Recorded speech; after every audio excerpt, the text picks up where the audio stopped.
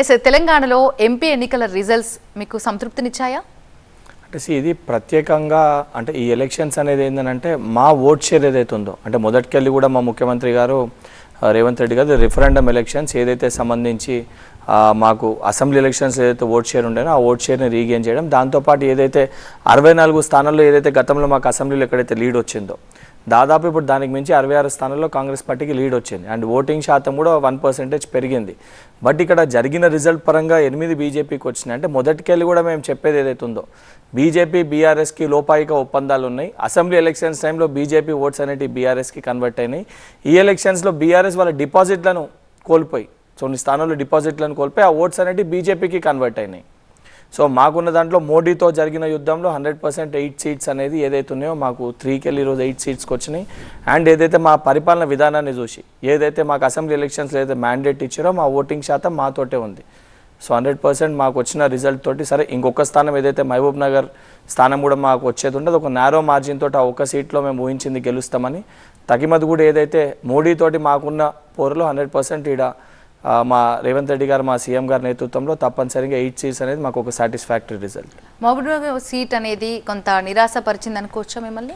అవును, ఏదైతే అంటే కంప్లీట్గా ఏదైతే సంబంధించి మరీ నేరోగా వచ్చి జస్ట్ 2500 ఓట్స్ అంటే ఒక 5000 ఓట్లతో వెళ్ళినప్పుడు 2500 ఓట్స్ ఆ నేరో మార్జిన్కి వచ్చింది. కాబట్టి అది ఇంకొంచెము ఎక్కడన్నా ఏదైతే ఇంకొంచెం ఏదైనా కష్టపడి ఉంటే ఆ ఒక సీట్ కూడా సునాయాసంగా గెలిచే ఒక అవకాశం ఉంటుండే. ముఖ్యమంత్రి రేవంత్ రెడ్డి గారు ఖచ్చితంగా 14 సీట్లు గెలుస్తామని చాలా ధీమాగా చెప్పారు. మరి ఇప్పుడు చూస్తే 8కి వచ్చాయి. అంటే మీకు అదే చెప్తున్నాను, ఎక్కడైతే త్రిముఖ పోటీ బీఆర్ఎస్ వాస్తవానికి తన పోటీని తాను ఇచ్చింటే చాలా స్పష్టంగా ఇప్పుడు మహబూబ్ నగర్ రిజల్ట్ కానీ ఇతర ప్రాంతాల్లో ఎక్కడైతే కాంగ్రెస్ పార్టీ ఓడిపోయిందో అక్కడ చాలా స్పష్టంగా బీఆర్ఎస్ పార్టీ ఎమ్మెల్యేలు అధికంగా ఉన్నారు. బీఆర్ఎస్ పార్టీకి ఏదైతే అసెంబ్లీలో వాళ్ళకి వచ్చిన 37 ఏదైతే ఇప్పుడు 39 స్థానాల్లో ఏదైతే 38-39 స్థానాల్లో వాళ్ళు గెలిచిర్రో ఆ అసెంబ్లీ స్థానాల్లో కొన్ని స్థానాల్లో వాళ్ళకి ఏదైతే డిపాజిట్లు కూడా రాలే.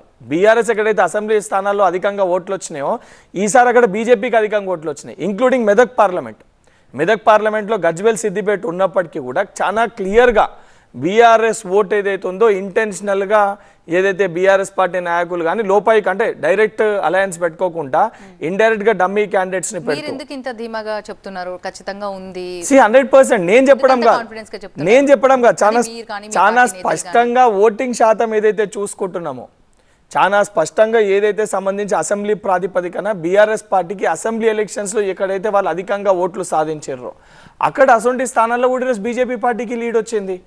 చాలా స్పష్టంగా అనేక మీడియా ఛానల్లో కూడా మనం చూసినాం. పోలింగ్ రోజు 11 గంటల తర్వాత బీఆర్ఎస్ బీజేపీ క్యాంపులు అనేటివి ఒకటైపోయి ఏదైతే కాంగ్రెస్ పార్టీని ఓడించాలని చెప్పి బీఆర్ఎస్ పార్టీ నాయకులు చాలా స్పష్టంగా పాపము బీఆర్ఎస్ పార్టీలో కూడా బీసీలకి ప్రాధాన్యత కల్పిస్తున్నామని చెప్పి వాళ్ళని మోసం చేసి నిజంగా బీఆర్ఎస్ పార్టీకి చిత్తశుద్ధి ఉండి గెలిచే ఉద్దేశం ఉంటే ఏదైతే బెదక్ స్థానంలో ఏదైతే ఎమ్మెల్సీగా ఉన్న వెంకటరామరెడ్డి గారికి అవకాశం ఇచ్చే బదులు కేసీఆర్ గారు హరీష్ రావు గారు కేటీఆర్ గారు పోటీ చేసేది ఉండే.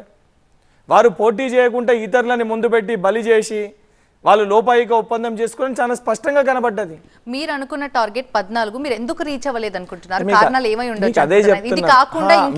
మీకు అదే చెప్తున్నాను, ఏదైతే మేము అనుకున్నామో త్రిముఖ పోటీలో 100% దానికి ఉద్దేశించే ఉండొచ్చు. ఇంకే కారణాలు అనుకోవట్లేదు? ఇతర కారణాలు ఏదైతే మా ఇంటికి ప్రజలు ఏమాత్రం లెక్కకు తీసుకోకుండా ఓన్లీ లోపాయికార ఒప్పందం వల్ల 100% 6 నెలల పాలనలో 40% ఓట్ షేర్ ఏదైతే ఉందో అది కాంగ్రెస్ పార్టీకి ప్రజలు వేయడం జరిగింది.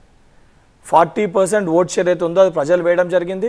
అండ్ బీజేపీ పార్టీకి ఏదైతే మోడీ గారు ఏదైతే సంబంధించి రామ్ మందిర్ ఎపిసోడ్ని తీసుకొని వచ్చి సెంటిమెంట్ ఎమోషన్స్ని ఏదైతే బీజేపీ పార్టీ ప్రయత్నించారో కొంతవరకు వాళ్ళు దాంట్లో సఫలమైనరు అనుకోవాలి. ఎందుకనంటే ఏదైతే ఆ మతం ఫీలింగ్ ఏదైతే హిందుత్వం మీకు అదే చెప్తున్నాను. కాకపోతే ప్రజలు అక్కడ ఆ రకమైన ఫలితం వస్తుందని ఇక్కడ తెలియదు కదా. మీరు అన్నట్టు వాస్తవానికి యూపీలో పెద్దగా ఉంది చాలా ఉందని చెప్పని బీజేపీ పార్టీ వాళ్ళు చిత్రీకరించారు. కానీ వాస్తవానికి యూపీలో అయోధ్య కట్టడం వల్ల అక్కడ ప్రజలు మ్యాండేట్ ఏ రకంగా ఇచ్చారని ఇప్పుడు తెలిసింది.